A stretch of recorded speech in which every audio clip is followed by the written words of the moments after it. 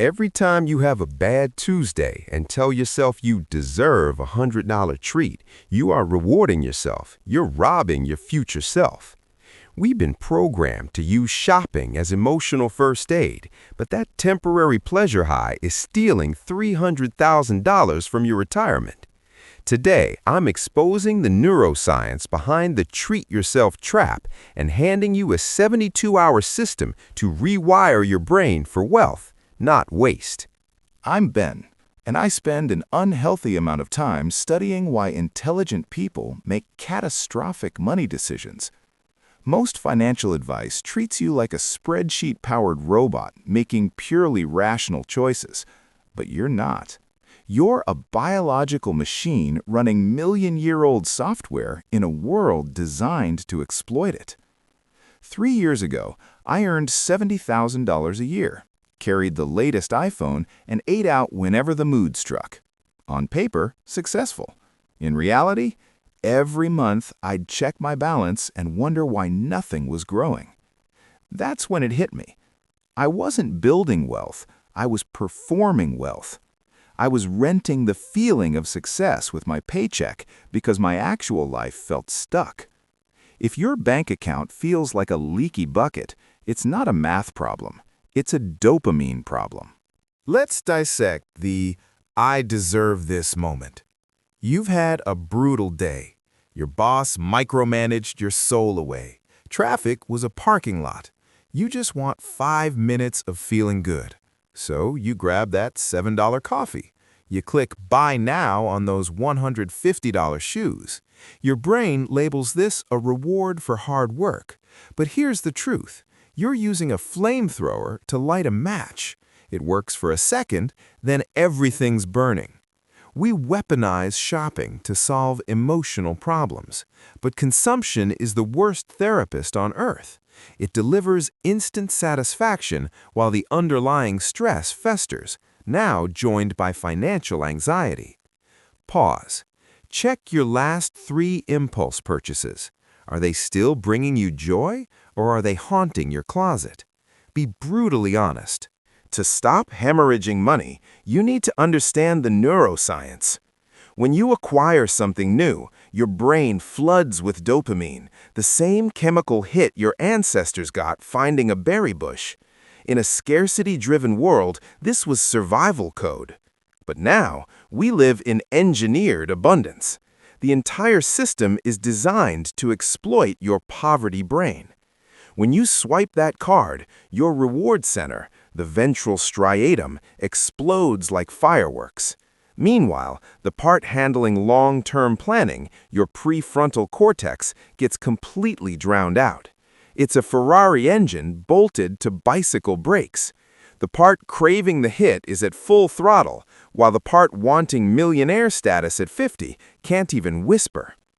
This is why splurge remorse hits so hard the next morning.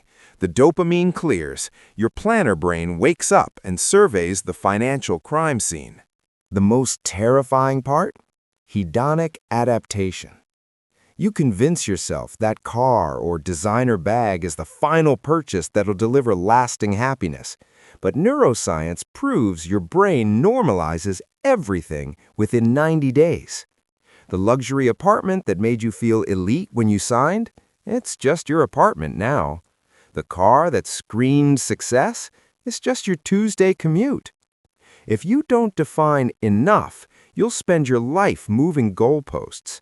First, it's $50K salary, then $100K, then $1 million. But because your brain adapts to every upgrade, satisfaction flatlines while expenses explode. You're sprinting faster on a treadmill, going absolutely nowhere. We also treat ourselves to impress people who couldn't care less about us. When you see someone in a Tesla, you don't think, "Wow, that person is impressive." You think, "That car is impressive." Then imagine yourself behind the wheel. This distinction is everything. We buy status signals, but other people aren't looking at us. They're using us as props for their fantasies. You're paying tens of thousands to be a walking billboard for corporations. Real wealth is invisible.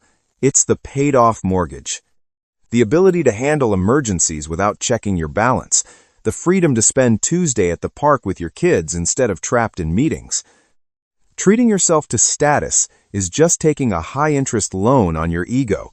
Let's run the numbers, because math has no emotions.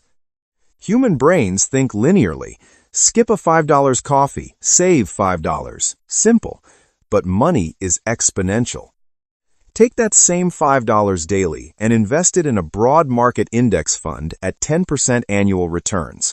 After 30 years, over $300,000. That daily treat isn't $5. It's $5 plus 3 decades of compound interest, the most expensive coffee in human history. Every time you say, "I deserve this treat," rephrase it. Is this $100 gadget worth $1,000 of my future freedom? Because that's the real price tag. You're not spending money, you're spending your future time. The system profits from you believing hard work justifies bad math. Corporations have perfected instant gratification. Amazon delivers in 2 hours, book a vacation in 30 seconds. They've eliminated friction for spending while maintaining all the friction for saving. You've been conditioned to measure success by salary, not net worth. You think working 50 hours earns you the right to blow $300 on a night out. You're being played.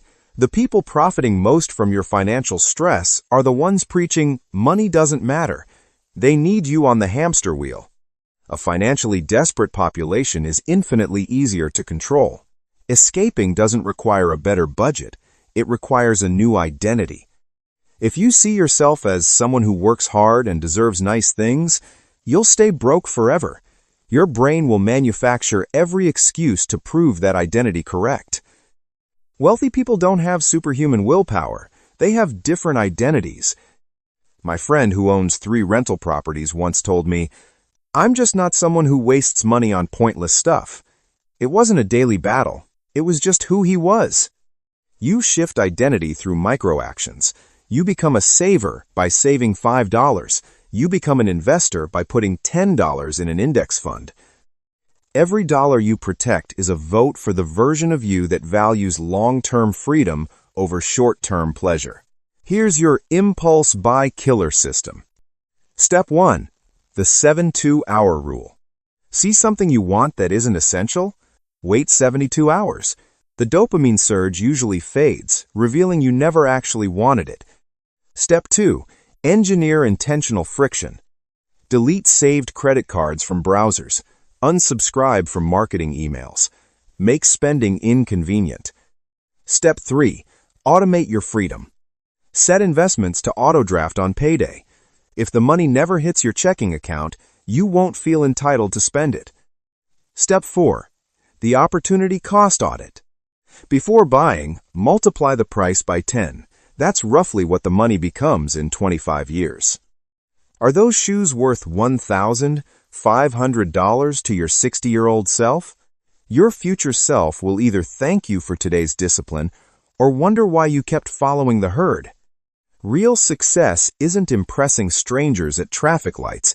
It's having the freedom to wake up and decide what you want to do with your day. Stop chasing the hit. Start building the fortress. Every treat you skip today is a brick in the wall of your future freedom. I'll see you in the next one. Smash that like button if you've ever felt the morning after regret of a shopping spree, and subscribe to Master Your Money Psychology.